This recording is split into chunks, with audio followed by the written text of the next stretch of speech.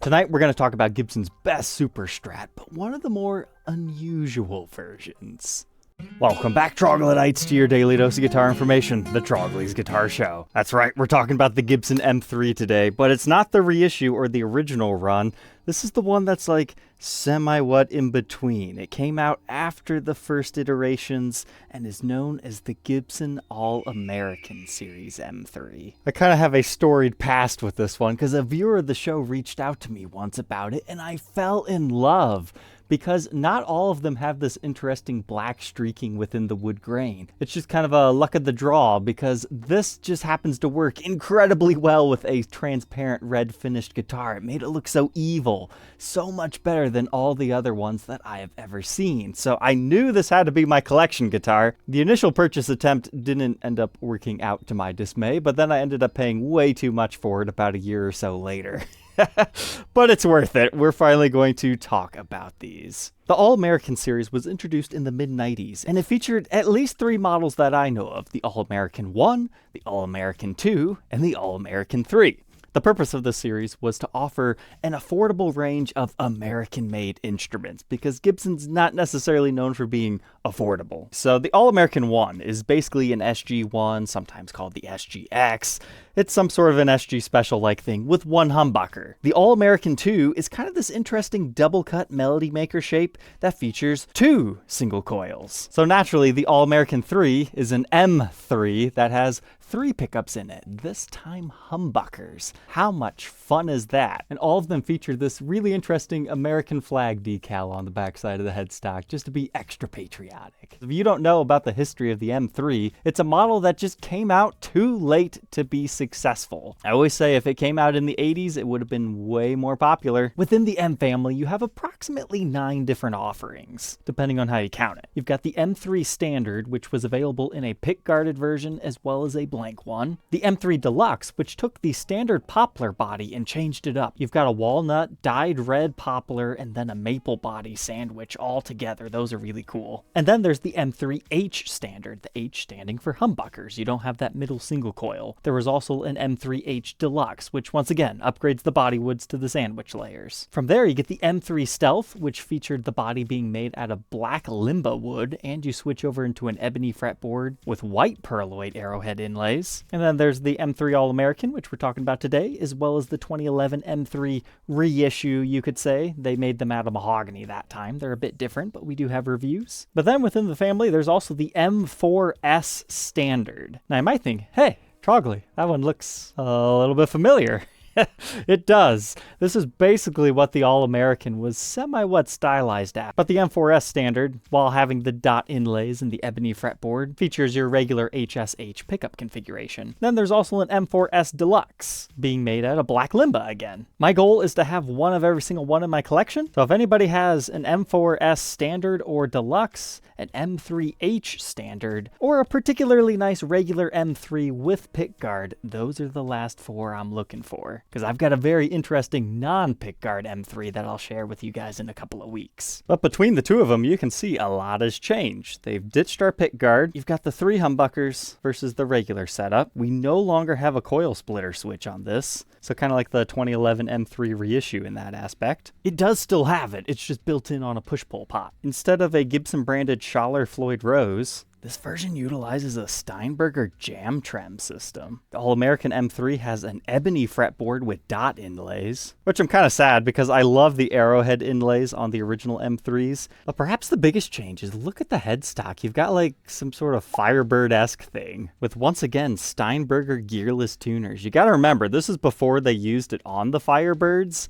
like way before. So these were really futuristic at that time for Gibson to be using. This is the regular M3 headstock. It's a reverse Explorer style. But you'll also notice, hey, locking nut. That's on almost every single M3 model except the All American. As far as the backside, they're fairly similar outside of our route. You can see the Steinberger jam trem unit takes a little bit more out of the body over here, but it still looks like we utilized a maple neck with a poplar body, which is standard affair for a non-deluxe M3. There's not a lot of demand for the M3 series series, but I still love them anyway. And I will always have this one in my collection just because of the interesting colorations within the wood grain. So to learn more about the All American M3, let's go ahead, throw it on the workbench to take an individual look at its parts and specs, and then get to a tone sample.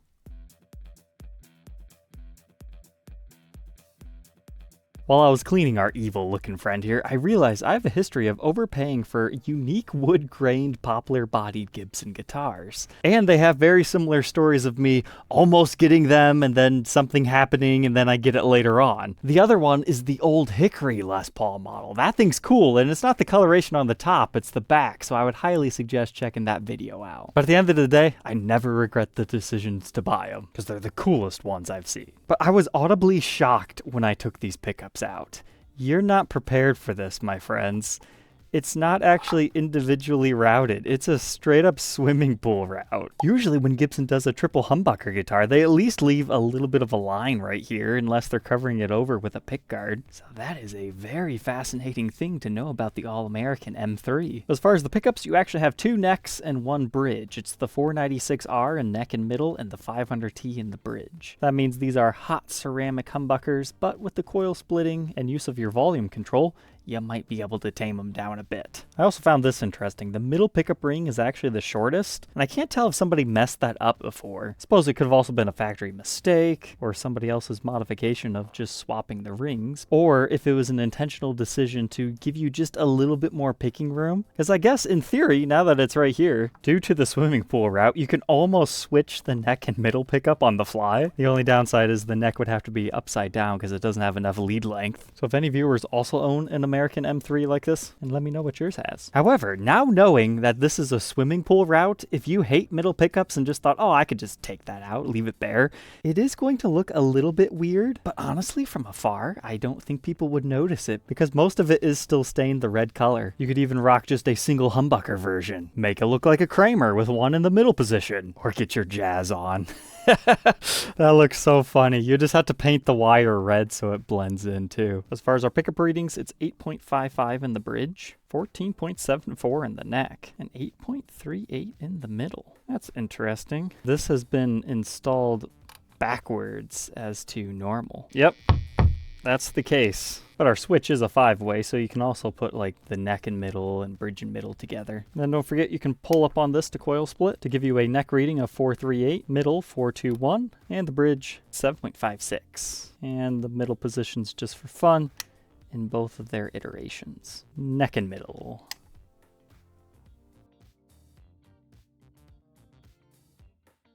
I was kind of scared about the condition of this one because it looked like it had been played quite a bit, but it cleaned up beautifully. A lot of the deeper scratches came out, but you still have like a couple of dings right there. There's another one here, and then I was sad about this. This is a nitro reaction to somebody's like suntan lotion, insect repellent. It causes a permanent haze when you look at it in the direct lighting like this. Now, in most situations, you're probably not going to notice that, but it is there. And looking closely, we can also see some of that same phenomenon down here. But by far, that's the worst thing condition-wise on the top. And over here, just a couple of other light impressions. Not too bad. But now let's talk about the tremolo system. This is known as the Steinberger Jam Trem. To be honest, I've always been kind of scared of this because I did not even know what to expect. But think of it like a basic Stratocaster trem system, but it has a few upgrades to it. So you don't actually need the locking nut, as we already discussed. So from the back, it really does just look very similar to a Stratocaster, except for you have this interesting locking mechanism to it. Under string tension, as you rotate the arm, it rotates that locking mechanism. So if you're like me and you hate trem systems and you don't actually want it, you can completely lock it off and not even worry about it. I did not know that prior to tearing this one apart. Now, unfortunately, I do not have the original bar for this one. But 8 months ago, I actually bought a new old stock set just to get the arm. So now I've got the correct one. And a spare jam trem should anything ever go wrong with this one. But it also helps us take a look at the jam trem system outside of the guitar. There's that locking mechanism we were just talking about, but this is the tension knob. So if you ever change string gauges, instead of messing with the springs in the back, you actually just get to rotate that. Then on your saddles, it's just regular stuff as far as intonation and height adjustment. It's quite a hefty trem, with just the block weighing 12 ounces. Now I just need to find a proper M3 case. I don't believe the All American series actually came stock with a case though. So that's probably why it has this Epiphone one. But if anybody has an M3 case, please let me know. I need like 2 or 3 of them in my collection.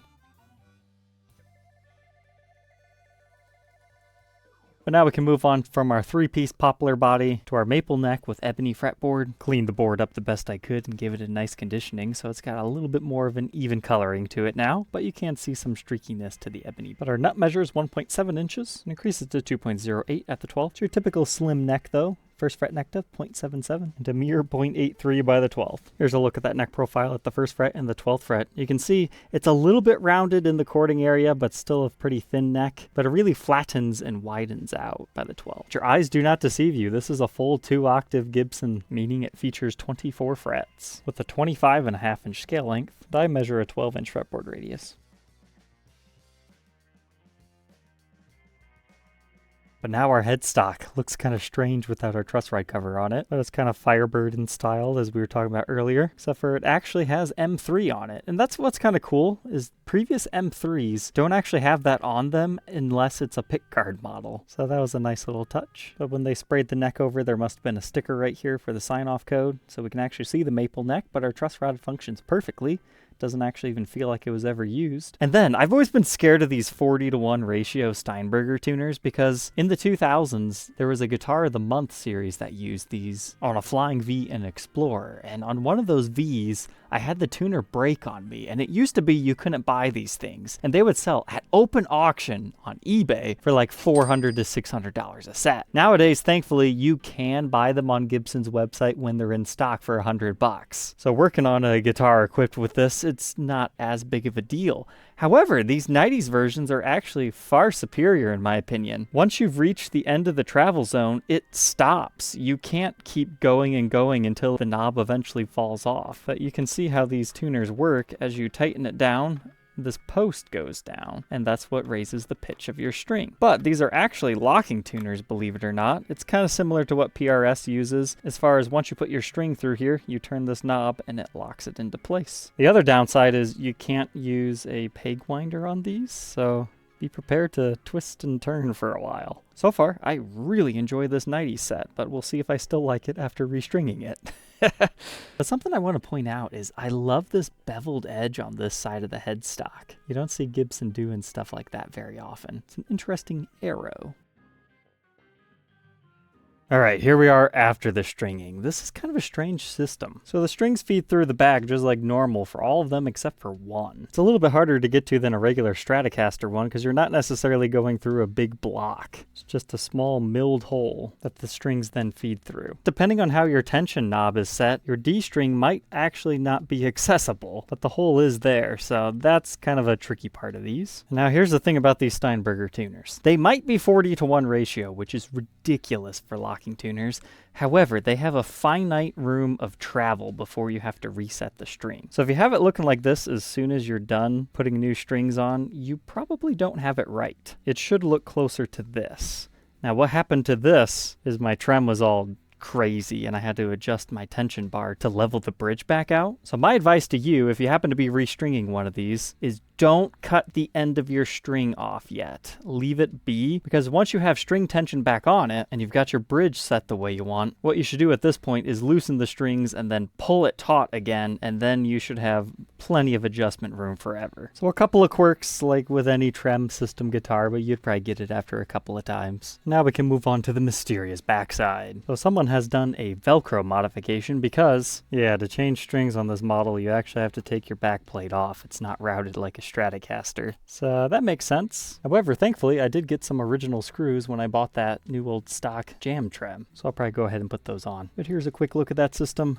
Pretty standard Stratocaster style stuff outside of your locking mechanism, which to be honest, it doesn't lock really super firmly in place. So either I'm doing something wrong or these just wear out over time because it's metal on metal contact. But that's how it would look when you have the bar twisted into the lock position. But now inside of our coffin back control plate, that's just how the M3 series looks. I went ahead and made the executive decision that I can just flip this switch and then things would be normal. So we're good to go there. And looking at the solder work here, it looks like somebody might have messed with some stuff. So that probably explains our toggle switch and all that other goodness. But it does appear to be original as far as the parts go. There's your push-pull pot. You can see the styling there. And your output jack on the side. We get stock black hardware with the Strat buttons. Your other one is up here on the horn. As far as the condition, yep, we've got some impressions. But when it comes to all the rare iterations of the M3, this is one series that I'm not as picky about getting perfect examples, because some of them it's just hard to find even a example of it, like the M4H series. But this one's all about the unique coloration of the wood to me. But there's what makes the M3 so comfortable to play. Ultra swooped, you don't have much of a heel. However, this one does remind me of the M3 reissue, where they do give it a little bit of support right there. But on the back of the neck,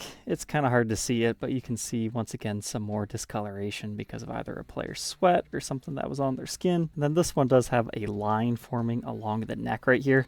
It looks way worse than it actually feels. That's just a lacquer line. It's not peeling up or anything. So all is good on that front. There's our American flag. And here's the backside of our Steinberger tuners with our serial number dating this one to 2/3 of the way through 1996. Production 711. Made in USA.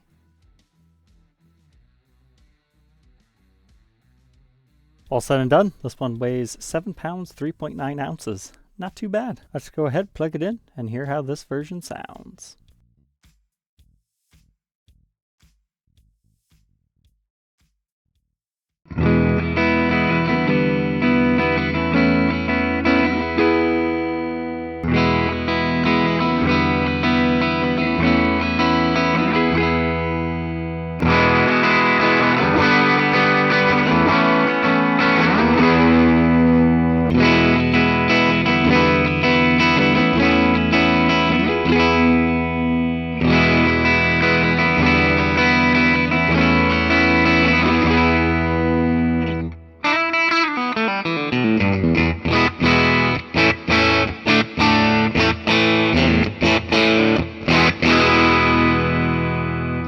Some interesting tones. That neck pickup's really full.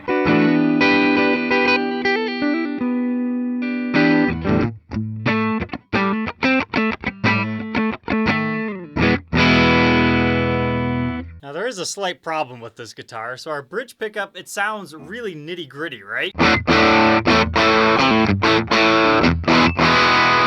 That's simply because it's nearly touching the strings. And you might say, hey Trogly, just adjust it. The problem is all the wires are in the way. You can't get it to go lower. So that's just meant to be a fire breather. So pick softly. But I'm really surprised by just the middle humbucker. I like it.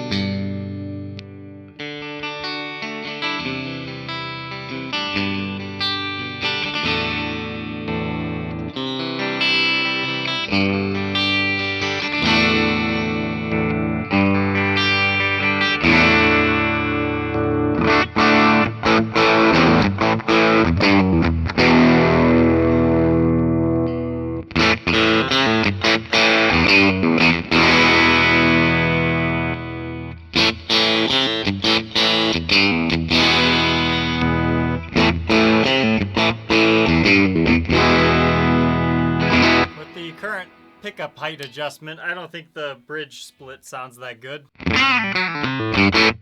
But it does get a little bit of honkiness to it.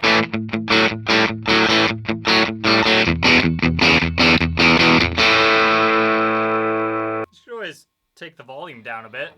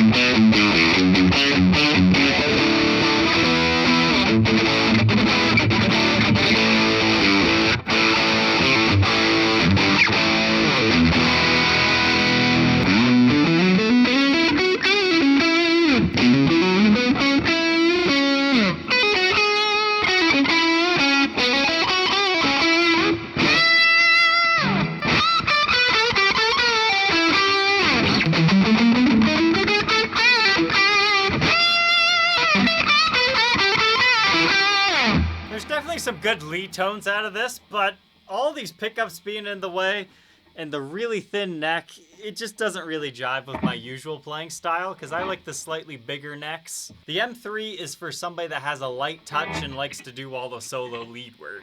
Now we'll try coil splitting.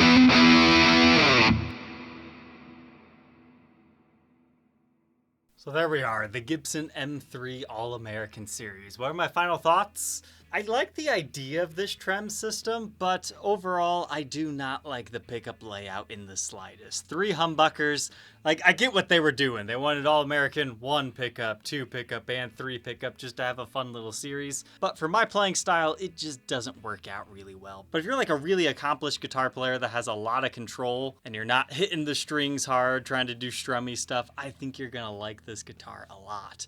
Because super ultra blade thin neck, really nice low action, slick playing ebony fretboard, and you do have a lot of pickup combinations to choose from. The M3 is really for a shredder, so don't let my playing sample, scare you away from these necessarily. I'm not the best at demoing this series, but I just love these guitars because they're so fascinating. If only they would have came out 10 years prior, and then the history would be totally different for the M3. But this is a beautiful one for the M3 collection. So one day I will have a video that has them all together, and then we can do the final comparison of them. So again, I'm looking for a regular M3 with a pick guard. I'd prefer one of the Custom Shop Edition branded ones just for some variety, and any M3H standard or the 2 M4s. That's right. We're close to completing it. All right, Troglodytes, don't forget to like, comment, and subscribe, and we'll catch you guys tomorrow on the next one. Take care.